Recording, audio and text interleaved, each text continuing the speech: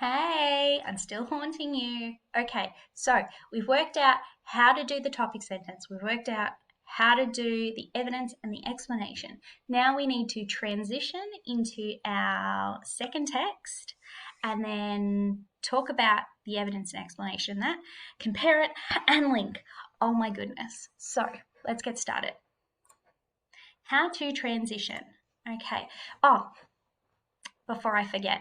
So if you are somebody who really struggles with getting depth in your evidence and in your explanations, I have a little trick. It's called WHA. And it basically stands for what, how, author, relevant. And basically you use those 4 questions every time you give evidence to make sure that you're getting depth in your evidence, out of your evidence, because your explanation is kind of where all your points come from. So you want to make sure, if you give a piece of evidence, that you're really getting the most out of it. So those questions are, what does the evidence show? Okay, so you tell me what it shows. It shows Eve being ambitious. How does the evidence show this? Well, it shows it through Eve trying to copy everything that Margot does. Okay. Question 3, what is the author trying to say by showing the audience this? He's trying to show us that that Eve, even though she is doing devious things, it's all because of her ambition, and that she can't satiate her ambition. And how is this relevant to the question? Well, it shows us that Eve's insatiable lust for the center stage actually gets her what she wants, because it drives her behavior that ultimately leads her to the center stage. What, how, author, relevant. Remember that bad boy. It's very useful. All right. And you can use them for text response as well. Just saying. I know.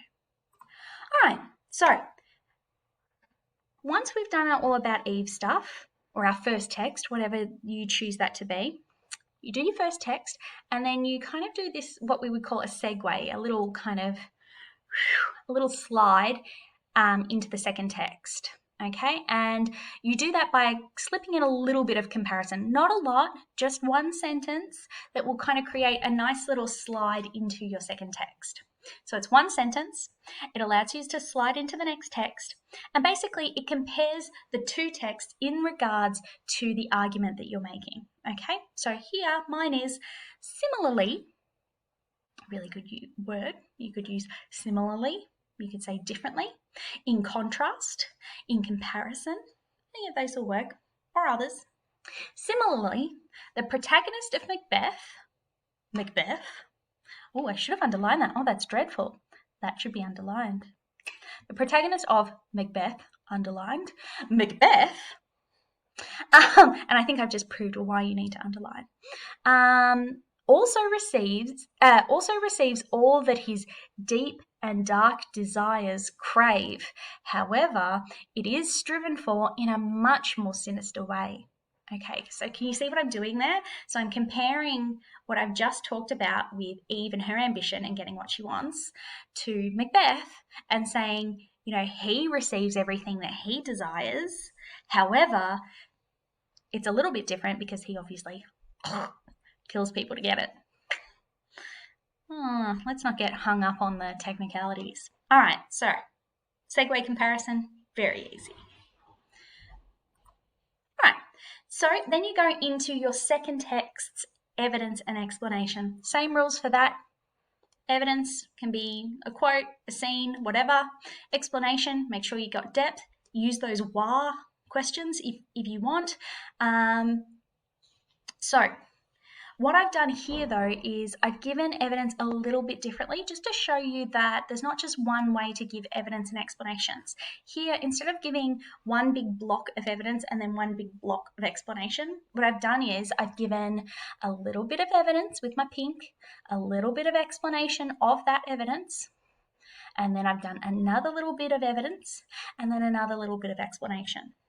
Okay, so I've kind of layered it instead of just doing one big block, another big block. No one is better than the other, chill out, but it's good to kind of see different options. You can kind of mix it up a bit. All right, so let's have a look. Upon hearing the witch's prophecy, Macbeth is struck with ambition to take Duncan's crown. In fact, it is in this very same scene as the prophecy, he alludes to assassinating the king when he whispers aside, "My thought, whose murder yet is fantastical." Then I explain it. By stating this only moments after the prophecy makes clear that it is not only is Macbeth an incredibly ambitious man, believing that he could become king just because 3 random women inform him that it is a possibility, but also that he is so ambitious that he is even considering one of the most serious crimes in the land to attain his desires, that of regicide. Regicide is the crime of killing a king, just so you know. Okay, so I've given some evidence to prove that he's super ambitious, and then I've explained that it shows he's super ambitious. Make that sense? Okay. And you'll notice there's lots of red going on, so I'm hitting the question. Okay. Furthermore, Shakespeare initially rewards this hunger for power, allowing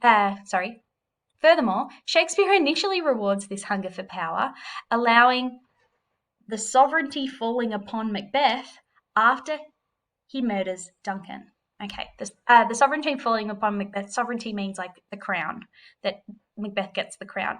I think Macduff says that. Yeah, just after he kills him. So, I'm saying, Shakespeare initially rewards it because he lets Macbeth be the king, even if it's just for a little time. So, now I'm going to explain myself. Macbeth's appointment to the king is only momentary, so it only happens for a minute, and hotly debated by his fellow thanes. However, it is enough for it to be clear that Shakespeare believes that ambition is rewarded, however briefly, as Macbeth does receive his heart's desire once he lets ambitious desire overrun his morals. Okay, so that's my evidence and explanation. In the first bit, I prove that he's ambitious. In the second bit, I prove he's rewarded for that ambition, which is exactly my point, okay? Cool. All right, let's move on to comparison. All right, comparison. Okay, comparison is really, really important, and you cannot afford to forget it, okay? This is a comparative essay. It'd be kind of dumb if you weren't comparing. So, once you've done text A, text B, then you compare them, okay, in the paragraph. Things that you need to remember. 1, give some depth, okay, because it's a comparison essay, obviously. I would aim for at least 3 sentences, okay? What you should write in it, you should compare what both texts show you in regards to your argument. So what you've just kind of talked about, compare that, okay, using the evidence that you just showed. So you just showed 2 really good examples. Compare those examples, okay, and use key terms to connect back to the question. So again, lots of red. So here's my example. Despite differing means meaning like one of them kills someone and one of them just basically tries to ruin her life. No biggie. So despite differing means, both Eve and Macbeth are rewarded for their ambitious ways by temporarily receiving what their hearts most desire. In Eve's case, it is stardom, and in Macbeth's, it is ultimately power. Both of these desires are gained through devious acts that are fueled by their ambition, and both characters seem to have little regret in performing them, particularly in the face of their reward. So can you see what I'm doing there? I'm looking at both of them and going, yeah, they're very similar because they both get what they want. Yes, what they want is different, but ultimately they both get what they want and they're not sorry about it. Okay, that's it. That's my comparison. Now, the final bit of the paragraph. Link. Okay, link, super simple, okay? 1 sentence, it's like the conclusion of your paragraph. 1 sentence, sum up the argument that you presented, and don't present any new info, I don't want to hear it. You should have said it earlier, okay? So here's my link. Therefore, it is clear that both Shakespeare and Mankiewicz believe that people who are ambitious will be rewarded for their actions, for the actions they take to gain their desires, even if it is only temporary. Okay, so can you see how that kind of sums up my argument? Beautiful. If you struggle coming up with links, go back to your topic sentence and read it, and you'll find that, like, if you just reword that a bit, Bob's your uncle. All right, here is the final thing. So obviously you would do 2 more paragraphs of that, because I've got 2 other ideas that I haven't covered. So this is what it looks like all together, this one paragraph. Okay, so yes, it looks very big, but obviously I'm trying to show you a higher end piece rather than just like, oh, this is like a D to C+. You know, obviously I want to show you something good. But it gives you an idea of the sizes of the evidence and explanations. Like, look how much explanation I'm doing. Some of you guys just write 1 sentence and then you get back your assignment and you're like, why did I get a crap mark?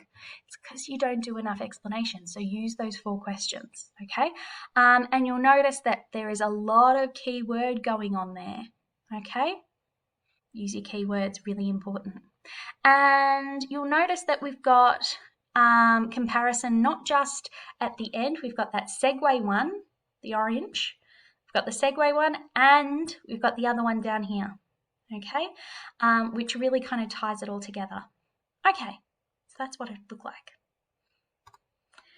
Conclusions are so easy. They're literally the same as your intro. Not the same as in, like, don't just copy it out, but like basically you put in the same things. You need title, author, contention, argument.